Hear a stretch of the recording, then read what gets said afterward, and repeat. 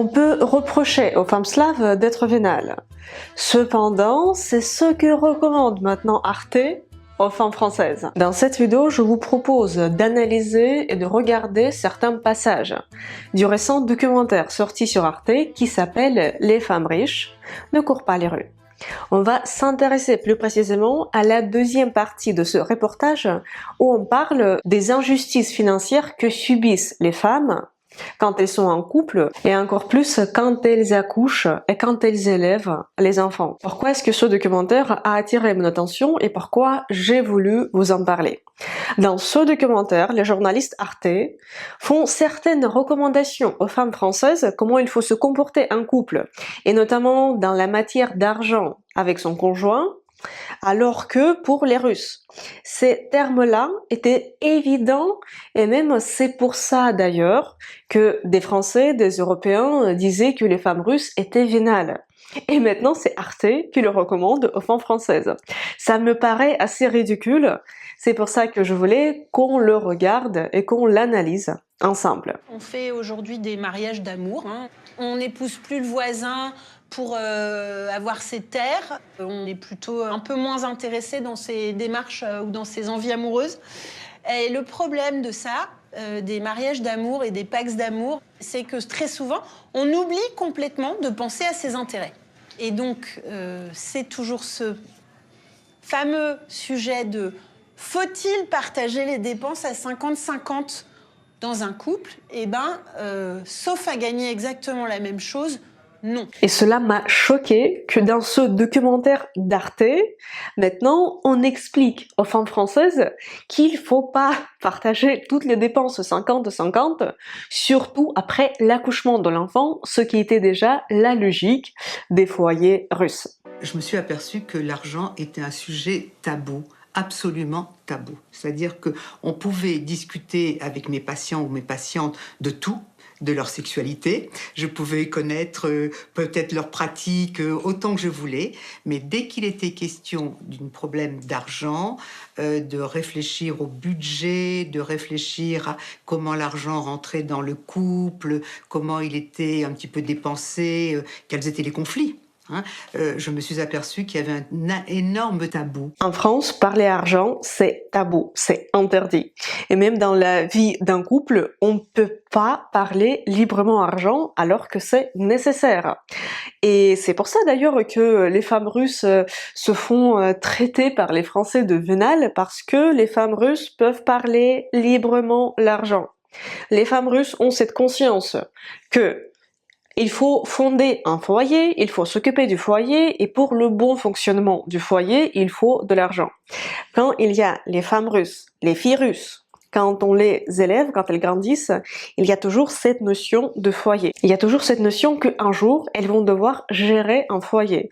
Et je pense que chez les femmes russes, c'est un véritable instinct.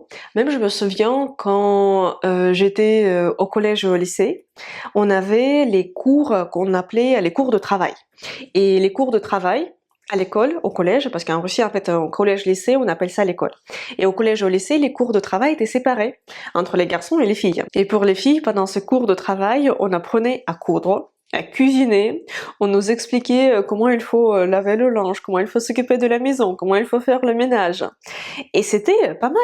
C'est pour ça que maintenant, quand je suis en France, et quand je dis à quelqu'un que je sais coudre, je sais cuisiner, je sais pas, je sais comment il faut laver certains types de tissus. Les gens s'étonnent, le plus souvent pour le coudre. J'ai remarqué qu'il y a beaucoup de Français et de Françaises qui ne peuvent même pas coudre un petit bouton sur leur veste.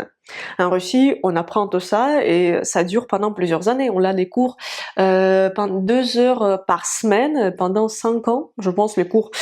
Comme ça, les femmes apprennent à être les maîtresses de maison, alors que les garçons, eux, ils apprennent tous les trucs de bricolage. Et je me souviens, nous, les filles, quand on avait les cours de cuisine, on cuisinait, et après les cours, les garçons venaient dans la classe, on partageait le repas avec eux, et c'était déjà un point fort de l'éducation, je pense. Les garçons, ils venaient de faire leur truc de préparation, parfois. Quand les garçons bricolaient quelque chose, ils nous offraient aux filles de leur classe ce qu'ils avaient bricolé, et nous, on leur faisait un repas. Et je pense que ça développe vachement ce sens de la famille, ce sens d'entraide. Ce qui n'est malheureusement pas le cas en France. Et comme chez les femmes russes, il y a cette notion de foyer qui est très présente, qui est très développée, parce que les femmes russes aiment vraiment s'occuper du foyer, aiment que leur foyer soit bien. Même chez moi, le foyer c'est hyper important. Alors que je suis une femme qui travaille beaucoup, hein. Je suis une femme d'affaires, j'ai mon business, avec mon école de russe, je fais du contenu sur mes réseaux sociaux, mais le foyer c'est très très très important. Et comme on comprend que le foyer c'est important, et pour faire tourner le foyer, il faut aussi de l'argent et il faut aussi compter sur son partenaire de vie pour qu'il ramène aussi sa contribution financière au bien-être de famille. Et les femmes russes en parlent plus facilement à leurs compagnons que, écoute, pour faire ça, il faudrait que tu ramènes à la maison autant. Au moment des séparations, monsieur il va avoir le sentiment que la maison lui appartient puisque c'est lui qui a remboursé l'emprunt et madame elle a beaucoup plus de mal à dire oui mais moi j'ai payé les courses, les chaussures des enfants, etc. parce que ce sont des dépenses de fonctionnement. Voilà comment, à la séparation, monsieur repart avec sa maison sous le bras, sa tirelire. Malheureusement, je me suis fait avoir avec ça. Voici comment c'était avec mon ex. Et on avait pris en location un appartement non meublé. À cette époque-là, il avait pas mal d'argent en cash. Et on s'est dit qu'il va acheter avec cet argent qu'il avait en cash les meubles pour l'appartement. Alors que moi, au fur et à mesure, je vais m'occuper de la maison, c'est-à-dire je faisais le ménage, je faisais à manger, je faisais les courses, je le nourrissais parce qu'il était en télétravail, je faisais quasiment 3 fois par jour le repas. Tout le temps pendant des mois et des mois, et monsieur il achetait les meubles. Cependant le jour quand on s'est séparés, monsieur a repris tous les meubles, tout ce qu'il y avait dans l'appartement. J'étais restée quasiment sans rien. Je me souviens la première semaine, j'avais même ni oreiller, ni drap, ni fourchette, ni cuillère, rien, parce que ça appartenait à un monsieur, comme c'est lui qui avait acheté ça, il avait tout pris. Moi, qu'est-ce que j'allais faire avec les courses que j'avais faites, alors que les courses ça coûte aussi cher.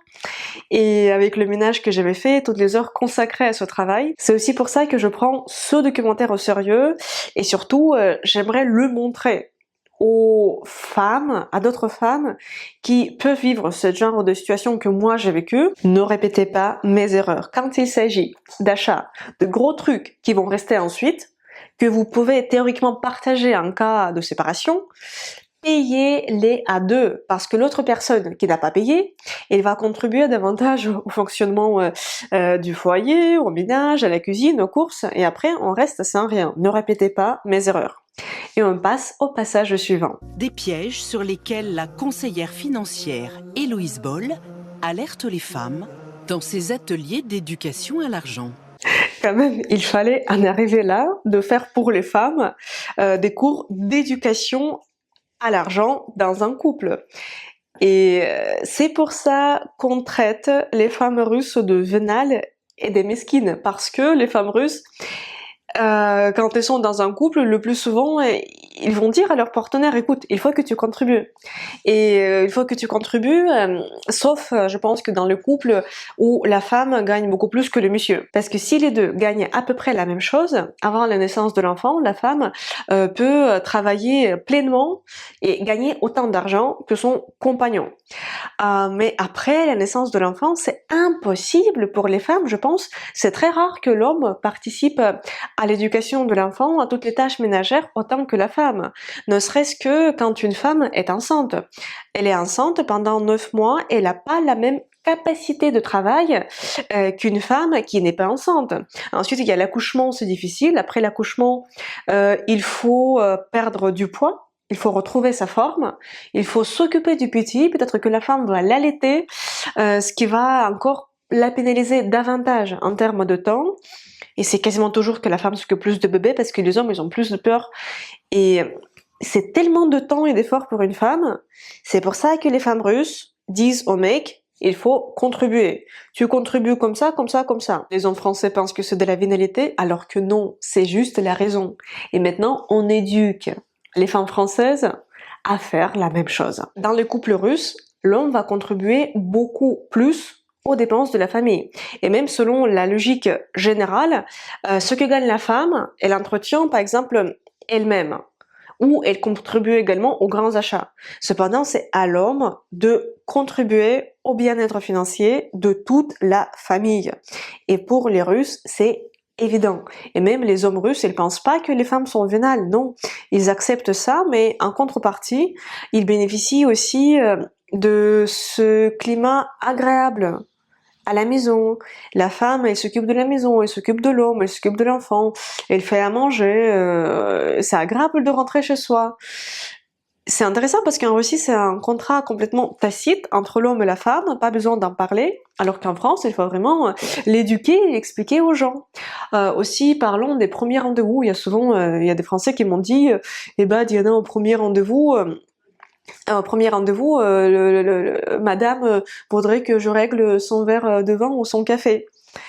Et pour les femmes russes, c'est important. Si vous êtes français, si vous faites un rendez-vous galant avec une femme russe, payez son café, payez son verre de vin, comme ça vous allez montrer votre capacité à subvenir aux besoins de la famille plus tard. Parce que les femmes russes, ce qu'elles visent quand elles rencontrent un homme, c'est le mariage. Les femmes russes, elles vont pas fréquenter 10 000 mecs à la fois, juste pour s'amuser. Si la femme russe fréquente un homme, c'est du sérieux. Ça signifie qu'elle se projette avec lui. On était éduqués ainsi. On veut se marier, on veut faire la famille, on veut faire des enfants. Et si la femme russe sort avec vous, ça signifie que elle vous envisage potentiellement comme son mari conjoint potentiel. Elle veut pas juste s'amuser avec vous et vous laisser tomber 10 jours plus tard, non. Peut-être si jamais ça marche pas avec vous, bien sûr, elle peut vous quitter, elle peut dire désolé, je peux pas. Mais ça part toujours d'une bonne volonté de construire quelque chose de sérieux avec vous. C'est pour ça que oui, parfois les femmes russes voudraient que le monsieur règle l'addition au restaurant. Mais en contrepartie, quand vous allez manger à la maison, quand vous allez habiter ensemble avec votre chérie, dans la plupart des cas, c'est elle qui va faire les courses, qui va cuisiner, qui va s'occuper de vous. Vous voyez, c'est un certain équilibre, il ne faut pas le négliger. Encore, parmi mes abonnés, parmi mes élèves, il y a des messieurs qui se plaignent des femmes françaises. Et ça, les femmes françaises, elles sont pas affectives, elles s'occupent pas de leur mec, elles savent plus cuisiner, elles sont chiantes, blablabla, blablabla. D'accord.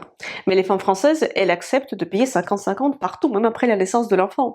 Elles disent, ah, mais par contre, les femmes russes, elles sont si soignées, elles cuisinent, elles prennent soin de leur mec et de leur homme. Mais il y a partout une face cachée. Les femmes russes, ils font la cuisine parce que elles espèrent un retour que quand ils vont aller au restaurant, c'est le monsieur qui va régler parce que elle a fait la cuisine, elle a fait les courses, elle a tout préparé, elle a investi son temps, son énergie, aussi ses compétences culinaires en ça. Oh, il y a des hommes qui ne le comprennent pas. Même, j'ai un élève, il s'est plaint récemment. Là, c'est confidentiel, mais juste ça m'a un peu choquée quand même. Et j'ai pas été contente d'écouter son histoire. Il a une chérie. Et là, elle me demande, Diana, sa chérie est ukrainienne. Elle me demande, Diana, est-ce que c'est normal que ma chérie ukrainienne veut que je paye pour elle partout quand on est dehors, quand on sort quelque part? Elle ne veut jamais payer. J'ai dit, écoutez, ça dépend de la personne, ça dépend de la personne, je peux pas, comme je la connais pas, je peux pas donner mon avis. Et ensuite, je tombe par hasard sur le compte de cette jeune femme, elle a une vingtaine d'années, le mec, il a environ 35 ans, ça fait déjà 10-15 ans d'écart. Apparemment, elle est étudiante, elle travaille pas. Dans ses vidéos et sur ses réseaux sociaux, elle raconte qu'elle fait souvent de la cuisine pour son homme. Et le mec, il y a sa chérie qui est étudiante, qui gagne bien sûr beaucoup moins que lui, qui fait la cuisine et qui s'occupe du foyer, et lui il se plaint qu'elle voudrait qu'il l'invite au restaurant. Mais pour moi, c'est complètement injuste que les hommes français osent encore se plaindre. Par ça, je veux pas dire qu'il n'y a pas de femme vénale en Russie, juste je vous explique ce qu'on peut appeler la vénalité, mais maintenant ce que Arte par exemple appelle le bon sens. Certainement, il y a des femmes russes qui abusent, il y a des femmes qui pensent que le monsieur doit non seulement l'inviter au restaurant, mais également commander son taxi, venir avec un bouquet de fleurs, blablabla, blablabla, etc. Il y a aussi des femmes comme ça, mais ça pour moi c'est un cas quand même extrême. Moi je suis pour une contribution équitable des deux partenaires, en contribution financière, contribution du temps, des compétences. C'est important pour garder l'équilibre. Et si jamais vous me regardez, vous sortez avec une chérie slave, si elle vous fait la cuisine, s'il s'occupe du foyer, croyez-moi, elle attend de vous que vous l'invitiez au moins au restaurant, parce que c'est équitable. Et qu'en pensez-vous? D'ailleurs, dites votre avis dans les commentaires. Et on passe au passage suivant. Surtout si elle a choisi de ne pas se marier. Pourtant, le mariage, cette vieille chose issue du passé, prévoit des mécanismes de compensation du niveau de vie à la rupture. En se privant de cette protection, dans un monde où 2 enfants sur 3 naissent hors mariage, on dirait bien que les femmes négligent leur sécurité économique. Et maintenant, ça m'a achevé ça. En France, il y a tellement de femmes qui disent « Ah, moi, je veux plus me marier, c'est quelque chose à l'ancienne, je veux plus, je veux plus ». Il y a tellement de femmes qui de couples, c'est pas que la femme qui fait l'enfant, de couples qui choisissent de faire l'enfant sans être mariés. Et maintenant, chez Arte, il se moque un peu des couples qui se disent que le mariage c'est une entre guillemets vieille chose et qu'ils veulent rester libres. Pour les femmes slaves, se marier c'est très important et c'est pas que au niveau en fait financier, c'est aussi au niveau émotionnel, au niveau que je peux dire que c'est pas mon copain, mais par exemple quand je vais à la maternité, quand je vais récupérer mon enfant à la crèche, je vais dire ah c'est le mari. Et en Russie, c'est très très très mal vu de faire les enfants sans être mariés. Puisque quand on aime, on ne compte pas, on se désintéresse de la question de l'argent. On aurait l'impression que si on compte l'argent qui circule, qui est sur les comptes, etc., on deviendrait mesquine et on perdrait de son identité féminine. Sachez que moi aussi, je me suis fait accuser à quelques reprises d'être mesquine alors que je pensais sérieusement à l'argent. Et c'est vraiment, ça choque les Français si les femmes, je parle des relations entre les hommes et les femmes, ça choque les hommes français si une femme commence à parler de l'argent, comment elles peuvent prévoir les choses à l'avenir, et surtout quand la femme a dit que, messieurs, si on a un enfant ensemble, il faudrait que tu contribues à ça. Ah, les hommes français, je pense qu'après on peut appeler une ambulance pour les amener à la réanimation. À l'arrivée de leur première fille, Sarah a cessé à contre-cœur d'enseigner pour s'occuper de la famille et de la maison. Les économistes ont calculé que le travail domestique gratuit représenterait, s'il était pris en compte, 43% du produit intérieur brut aux États-Unis. En gros, il présente ici une famille où le monsieur, il a gardé son emploi, cependant la femme, après la naissance de l'enfant, elle a pris la décision de s'occuper du foyer, de s'occuper de l'enfant. Ce que font souvent les femmes russes. En Russie, c'est quelque chose de normal. Et d'ailleurs, en Russie, le congé maternité, il peut durer jusqu'à 2-3 ans. Tout à fait normalement, c'est quelque chose d'admis dans la société. Et d'ailleurs, les femmes russes, elles sont choquées quand elles apprennent que en France, le congé de maternité ne dure que 2-3 mois. Ça paraît aux femmes russes une torture pour les enfants. Je me souviens, avant, ça me choquait aussi. Maintenant, je le comprends. Parce que j'ai appris un peu la mentalité, mais pour les femmes russes, c'est normal de rester à la maison 2-3 ans après la naissance de l'enfant, et même c'est quelque chose qui est encouragé par la société, parce que c'est mal vu d'amener l'enfant à la crèche tout de suite. On dit que l'enfant serait en meilleures conditions, il va grandir mieux si la maman s'occupe de lui. Mais ça n'est pas parce qu'il ne génère pas de revenus qu'il ne contribue pas. Ils permettent au salaire de rentrer. Mon temps lui permet de travailler pour obtenir cet argent. Et du coup, les deux ont la même valeur. Nous, les femmes, devons nous souvenir que lorsque nous pensons que nous prenons de l'argent, ça n'est pas ça. Nous permettons à l'argent d'entrer dans la maison. Là, c'est la chose que les femmes russes, que les femmes slaves répètent souvent à leurs conjoints, et aussi elles se disent elles-mêmes. Quand une femme s'occupe davantage des enfants, de la maison, elle permet, grâce à ça, à l'homme de gagner mieux. Et c'est souvent la philosophie aussi des femmes russes. Elles veulent que leurs compagnons gagnent plus et elles vont contribuer à ça. Je sais pas si c'est une bonne chose que la femme arrête complètement de travailler, qu'elle compte que sur le monsieur, parce que ça peut marcher tant que le couple existe, mais après la séparation, les femmes restent pénalisées, hein, et elle n'aura pas de retraite si elle n'a pas travaillé. Mais on va revenir un peu plus tard à la question de la retraite. Mais quand même, ça m'étonne qu'en France, ils sont obligés de faire ce film documentaire pour expliquer que comme la femme s'occupe de la maison et de l'enfant, il faut que le monsieur lui partage avec elle son argent. En Russie, c'est évident que le monsieur partage l'argent. Et même ce qui arrive très souvent, c'est que c'est les femmes qui gèrent les comptes. Quand il y a déjà l'enfant, c'est souvent la femme qui a l'accès au compte commun, le monsieur aussi, mais c'est elle qui décide souvent comment dépenser cet argent. L'homme, il reçoit sa rémunération, son salaire, s'il est salarié, et la femme a l'accès à ce compte très souvent. Ou le monsieur, s'il reçoit un liquide, comme c'était le cas un peu avant, il amenait cet argent à sa chérie, à sa femme, et il disait tiens, j'ai gagné ça. Et ensuite la femme, elle repartissait l'argent. C'était toujours à la femme de s'occuper de l'argent en Russie et de décider comment le dépenser, même si c'était l'argent gagné par l'homme, parce que l'homme peut gagner cet argent grâce à la contribution de la femme. Ce qu'on dit maintenant aussi dans ce documentaire d'Arte. Après, je ne veux surtout pas dire qu'il faut prendre l'exemple à 100% de la Russie. En Russie, même dans la gestion financière des couples, il y a aussi ces problèmes-là. Ce que je veux dire, c'est qu'il ne faut pas avoir peur de parler argent. Et là, la femme, elle le répète encore, que la femme permet cet argent d'entrer au foyer. En Russie, parfois, c'est un peu exagéré. Et il y a des femmes, même sans la naissance d'enfants, elles disent « j'ai pas envie, pas du tout envie de travailler ». Et même, il y a des écoles pour les femmes où on leur enseigne comment il vaut mieux stimuler, motiver son homme à gagner plus d'argent. Il y a des femmes qui vont aux cours spéciaux. Ça, je pense que c'est déjà exagéré. La femme, elle doit savoir aussi gagner de l'argent, ce qui est important. En parlant encore des femmes russes, parce que c'est un sujet qui suscite beaucoup de mythes autour. Il faut pas payer toujours. Quand même, les femmes russes, si vous sortez pas avec une femme complètement conne, elle va aussi contribuer. Mais le premier date, le deuxième, peut-être le troisième, invitez-la. Invitez pas là dans les endroits chers si vous n'avez pas les moyens. Mais vous allez pas devenir pauvre si vous le payez un cappuccino. Non, ça va aller.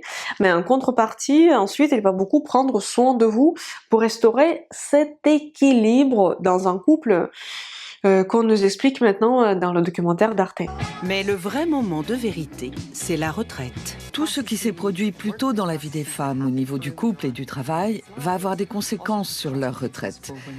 Donc non seulement elles vivent en moyenne plus longtemps que les hommes, mais elles doivent aussi vivre plus longtemps avec moins de revenus. La fameuse retraite. Et je connais un exemple en France, c'est la maman de mon ex. D'ailleurs, je pense que après la séparation de mon ex, mais ça c'était déjà il y a très longtemps, il y a plusieurs années, j'ai été davantage attristée par la perte du contact avec sa maman, avec laquelle j'étais en excellent terme. C'est une femme très bien que avec mon ex qui a repris tous les meubles. Bref, mais c'est pas le sujet de la vidéo. Là, je clash un peu sur lui, alors que nous sommes aussi restés à un assez bon terme. Parlons de la retraite. Et là, sa maman, elle avait fait 4 enfants avec son papa. Après, ils ont divorcé quand ils avaient, je sais pas, 50 ans, 50 et quelques. Et la maman, pour faire naître les 4 enfants et pour les élever, elle a pris les congés de maternité. Et comme elle a pris les congés de maternité, il y a des années quand elle travaillait pas. Comme conclusion, le papa, ils ont divorcé, là il s'est remarié avec une femme 20 ans plus jeune que lui, et le papa, il est parti à la retraite 3 ou 4 ans plus tôt qu'elle, alors que elle, qui s'est occupée des enfants, qui n'a pas continué le travail pour le bien-être du foyer, elle était pénalisée par le système de retraite français. Ça me paraît absurde, parce que en Russie, il y a l'âge de départ à la retraite est différent pour les hommes et les femmes. Avant 2019, l'âge de départ à la retraite pour les femmes était à 55 ans, et pour les hommes, 5 ans plus tard, à 60 ans. Parce que le système russe, il compte en fait les années que la femme peut prendre en tant que congé de maternité. Et là, depuis 2019, il y a une nouvelle réforme des retraites et maintenant les femmes partent à la retraite à 60 ans et les hommes à 65 ans. C'est même encore plus tard qu'en France. La conclusion principale que j'ai tirée de cette vidéo, c'est que il faut que les femmes françaises arrêtent de vouloir être égales à égales à l'homme, notamment en termes financiers, notamment après la naissance d'un enfant ou des enfants dans un couple, parce que c'est impossible. Et à force de vouloir être égales à égales financièrement, c'est après qu'elles s'appauvrissent et c'est après qu'elles sont perdantes. Il faut être un peu maligne, pragmatique, ne pas avoir peur de parler d'argent comme le font les femmes russes. Après, dans les couples russes, il y a aussi des problèmes, mais là, les problèmes financiers, même pour les hommes, c'est normal, ils acceptent tout à fait normalement de payer plus que la femme, de contribuer davantage financièrement. Et il faut que les femmes françaises l'apprennent aussi, il ne faut pas que les femmes françaises le voient comme un défaut, le voient comme une humiliation, parce que ce n'est pas le cas. Si vous contribuez davantage à l'éducation de votre enfant, au ménage, à la cuisine, à tout, ça représente une énorme tâche de travail. Si cela avait été rémunéré, votre conjoint vous aurait dû payer plusieurs dizaines de milliers d'euros par an. Si on devait compter ça en heures de travail, de votre travail. Et sur ça, les femmes russes sont assez malines. Même ce qui arrive dans les couples russes, souvent les hommes, ils veulent que les femmes soient belles, soignées, apprêtées. Mais ça non plus, c'est pas gratuit. Quand vous allez au rendez-vous avec une femme slave, elle vient avec une belle coiffure, avec les ongles, le maquillage, tout, et elle est belle au talon. C'est pas gratuit, hein. Elle est allée dans son salon de coiffure, ça lui a coûté, je sais pas, 100 € pour se faire les boucles, et s'est fait le maquillage, et s'est fait les ongles, ça c'est encore 50-60 €.